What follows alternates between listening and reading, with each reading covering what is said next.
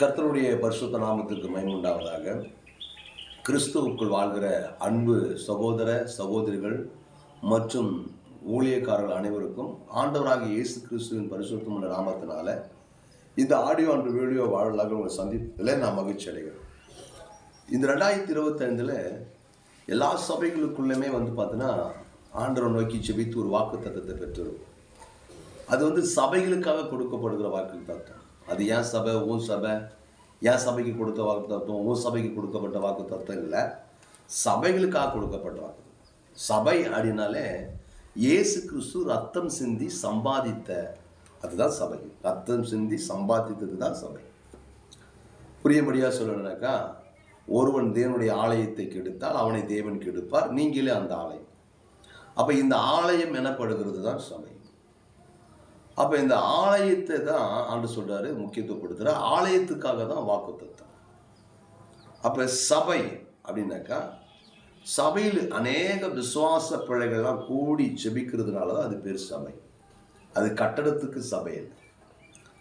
கட்டடம் என்னப்படுகிறது ஒருவேளை கோயில் என்று சொல்லப்படும் கட்டடம்.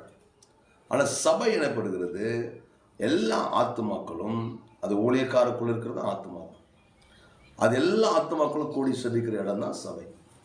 அப்போ இதுக்காக ஒவ்வொரு சபைகளிலும் ஆண்டு வாக்குத்தத்தம் கொடுத்திருப்பார்.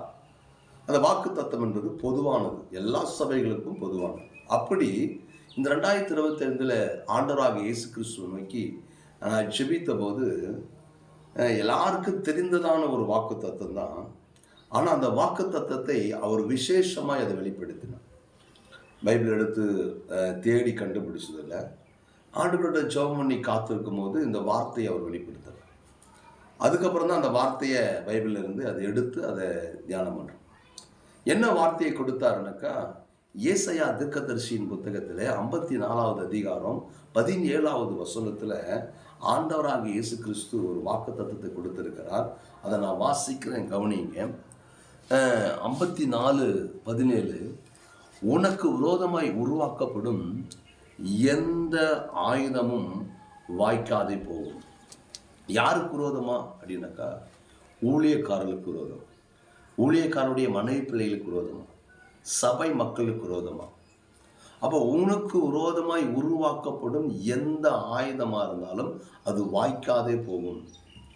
அப்படின்னா என்ன பண்ணாது, யார் உனக்கு விரோதமாக எழும்பி சூனியம் செய்தாலும், மாந்திரம் செய்தாலும், குறி சொல்லினாலும், இல்லை உனக்கு விரோதமாக கலகம் தீட்டினாலும், கோல் மூட்டினாலும், எந்த ஒரு காரியம் உனக்கு விரோதமாக இருந்து உனக்கு கெடுக்கும்படியான காரியங்களை செய்தாலும் அது ஒன்று கூட இந்த வருஷத்தில் வாய்க்காது, அது வாய்க்காதே போகும் என்று ஆண்டு சொல்கிறார். பாருங்க, இன்னைக்கு பிசாசுடைய குணாதிசயம் அப்படின்னு பார்த்தா, பிசாசு நிர்வாணத்தை காண்பிக்கிறவர், இயேசு கிறிஸ்து நிர்வாணத்தை மூடுகிறவர். ஏன்னா இயேசு என்ற பேருக்கு அவர் பாவத்தை நீக்கி ரட்சிக்கிறவர். இயேசுனாவே பாவத்தை நீக்கி அவர் ரட்சிக்கிறவராக இந்த உலகத்தில். அது மாத்திரமல்ல, இம்மானுவேல் என்று சொல்லப்படுது. இம்மானுவேல் என்று சொன்னாலே அந்த மனுஷனுடைய பாவங்களை நீக்கி ரட்சித்து, இம்மானுவேல் என்றால் தேவன் நம்மோடு கூட இருக்கும்படியாய் வந்தவர். அப்போ பாவத்தை நீக்கி, ஒரு மனுஷனுடைய பாவத்தை நீக்கி ரட்சித்து அவனுக்கு ரட்சிப்பை கொடுத்து அவனிடத்தில் அவனோடு கூட இருக்கும்படியாக தான் இயேசு கிறிஸ்து அவர் இந்த உலகத்தில் வந்தார். அப்போ அதனால தான் ஆண்டு சொல்கிறாரு, இயேசு நமக்குள்ளே வந்த பிறகு, அவர் இம்மானுவேலாக நமக்குள்ளே வந்த பிறகு, இது இயேசுவா இந்த உலகத்தில் நமக்குள்ளே வந்த பிறகு, அவர் நம்மோடு கூட இருக்கும்போது உனக்கு விரோதமாய் உருவாக்கப்படும் எந்த ஆயுதமும் அது வாய்க்காத போகும். ஒருவேளை இயேசு அறியாத போது உனக்கு சூனியம் பழிச்சிருக்கலாம், இயேசு கிறிஸ்து அறியாத போது உனக்கு கலகம் திட்டிருக்கலாம், உனக்கு விரோதமாக எழுப்பி இருக்கலாம், உன்னை ஒடுக்கி இருக்கலாம், உன்னை நசுக்கி இருக்கலாம். ஆனால் இயேசு கிறிஸ்து இம்மானுவேலராக நம்மோடு கூட வந்த பிறகு உனக்கு விரோதமாய் உருவாக்கப்படும் எந்த ஆயுதமும் அது வாய்க்காதே போகும். பிசாசு நிர்வாணத்தை காட்டுவான். இன்னைக்கு அநேக இடத்துல பிசாசு ஊழியக்காரருக்கு விரோதமாக அவனுடைய நிர்வாணத்தை காட்டும்படியா, சபை மக்களுக்கு விரோதமாக அவனுடைய நிர்வாணத்தை காட்டும்படியா அன்னைக்கு பிசாசு வகை தேடி சுற்றி திரிந்து கொண்டிருக்கிறான். பிசாசுடைய வேலையை யாரை விழுங்கலாம் என்று சொல்லி அவன் வகை தேடி சுற்றி தருகிறான் என்று வேதம் சொல்லுகிறது. தேவனுக்கு கீழ்ப்படிந்து பிசாசுக்கு எதிர்த்து நில்லுங்கள், அப்பொழுது அவன் உங்களை விட்டு ஓடி போவான். அப்போ நமக்கு விரோதமாக உருவாக்கப்படுகிற எந்த ஆயுதமோ அது வாய்க்காது அப்படின்னு சொல்லி ஆண்டு சொல்றாங்க. அது மாத்திரம் இல்லை, அதே வசனத்தில் கீழே சொல்றாரு, உனக்கு விரோதமாய் நியாயத்திலே கொண்டு வருகிற நியாயத்தில் எழும்பும் எந்த நாவையும் நீ குற்றப்படுத்துவாய். இன்னைக்கு நிறைய ஊழியக்காரர்களுக்கு விரோதமா, ஆண்டுடைய பிள்ளைகளுக்கு விரோதமா, இந்த விசுவாச பிள்ளைங்க இதை செய்கிறாங்க, கிறிஸ்தவங்க இதை செய்கிறாங்க, கிறிஸ்தவங்க வந்து இந்த காரியத்தை செய்கிறாங்க, அப்படி விரோதமான காரியங்களை பிசாசு வெளிப்படுத்தி கொண்டிருக்கிறாங்க. ஆனால் ஆண்டு சொல்றாரு, உனக்கு விரோதமாக எழும்பும் எந்த நாவையும் நீ குற்றப்படுத்துவேன்னு சொல்ற. அப்படிப்பட்டதான வல்லமையை இந்த 2022 ஆண்டு கொடுத்திருக்கிறார். அது மாத்திரம் இல்லை, அது எப்படி சொல்றாருனாக்கா, இது கர்த்தருடைய ஊழியக்காரரின் சுதந்திரம். அநேகரை குற்றப்படுத்தி மனம் திரும்ப செய்கிறது. அதை குற்றப்படுத்தினாக்கா, அவங்க இந்த பாவத்தை பண்ணாங்க, அந்த பாவத்தை பண்ணாங்க, அவங்கள குற்றப்படுத்தி, அவங்கள மனம் நோகப்படுத்தி, அவங்கள அசிங்கப்படுத்தி, அவங்கள கேவப்படுத்தி, அது இல்லை. அதாவது உனக்கு விரோதமாக எழும்பும் நியாயத்தில், அதாவது நமக்கு விரோதமாக யாராவது எழும்பி குற்றப்படுத்தினாங்கன்னா, அந்த இடத்துல நாம் அவர்களை என்ன பண்ணலாம், உடனே நீங்கள் இந்த காரியத்தை செய்கிறீங்க, தவறானது என்று சொல்லி குற்றப்படுத்துவாய். அது மாத்திரம் இல்லாமல், இது ஊழியக்காரருடைய, இது கர்த்தருடைய ஊழியக்காரருடைய சுதந்திரம். உங்களுக்கு புரியும்படியாக சொல்லணும்னாக்கா, இன்னைக்கு இந்திய தேசத்தில் ஜனநாயகம் என்று சொல்லி, இந்திய தேசமே சமத்துவம், ஜனநாயகம், அதை பற்றி பேசப்படுது.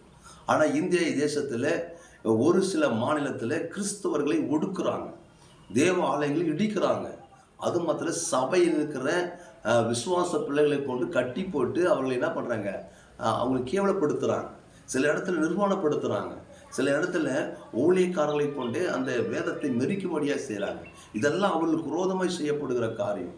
ஆனால் ஆண்டு சொல்கிறாரு, உனக்கு விரோதமாய் எழுவப்படுகிற எந்த ஆயுதம் வாய்க்காத போகும். உன்னை குற்றப்படுத்த நினைக்கிறவனை நீ அவனை குற்றப்படுத்துவ. அது மாதிரி இது ஊழியக்காரருடைய சுதந்திரம் சொல்கிறார். இது ஊழியக்காரருடைய சுதந்திரம் என்னால் உண்டான அவருடைய நீதியமாக இருக்கிறது என்று கர்த்தர் சொல்லுகிறார். பாருங்க, அவரால் உண்டான நீதி. நாம் கர்த்தருடைய ஊழியக்காரங்க, கர்த்தருடைய பரிசுத்தவான்கள். வேதம் சொல்கிற வார்த்தையின்படி நாம் வந்து வானத்தையும் பூமியையும் சமுத்திரத்தையும் இருட்டுகளையும் அண்ட சராசரங்களை படைத்த சர்வ வல்லமை உள்ள ஜீவனுள்ள தெய்வத்தை ஆராதிக்கிறவர்கள், ஜீவனுள்ள தெய்வத்துக்காக அதாவது நம்ம களத்தில் நிற்கிறவர்கள். அதனால் நாம் சோர்ந்து போக தேவையில்லை. ஏன்னா நமக்கு விரோதமாக எத்தனை கூட்டங்கள் கூடினாலும், எத்தனை ஆயுதங்கள் எழுப்பினாலும், அது ஒன்று கூட இந்த 2025 அது வாய்க்காதே போகும். அதனால் பயப்படாதுங்க. உங்களை குற்றப்படுத்தும்படியா எத்தனை நியாயங்களை கொண்டு வந்தாலும் தேவன் சொல்கிறார், நீர் அவர்களை குற்றப்படுத்துக. அது மாத்திரம் இல்லாமல் இது ஆண்டவர் உனக்கு கொடுத்த சுதந்திரம். அது மாத்திரம் இல்லாமல் அவருடைய நீதியமாக இருக்கிறது என்று சொல்கிறார். அதனால் நாம் தேவனுடைய நீதியில் இருப்போம், நாம் தேவனுடைய சுதந்திரத்தில் இருப்போம், நாம் இம்மானுவேலரோடு கூட நாம் இருப்போம். இம்மானுவேலர் நம்மோடு கூட இருப்பார். இயேசு நம்மோடு கூட இருந்து நம்மை பாவங்களை நீக்கி இருக்கிறார். அதனால் நான் பரிசுத்தர் ஆகியால் நீங்களும் பரிசுத்தராய் இருங்கள் என்று சொல்லியிருக்கிறார். அந்த வேத வார்த்தைகளை நாம் கடைபிடிப்போம். இந்த வருஷத்தில் 2025 கர்த்தர் நமக்கு கொடுத்த வாக்குத்தத்தம், உனக்கு விரோதமாய் உருவாக்கப்படும் எந்த ஆயுதமும் அது வாய்க்காதே போகும். இயேசு கிறிஸ்து தாமே உங்களை ஆசீர்வதிப்பாராக. ஆமென், ஆமென். Praise the Lord.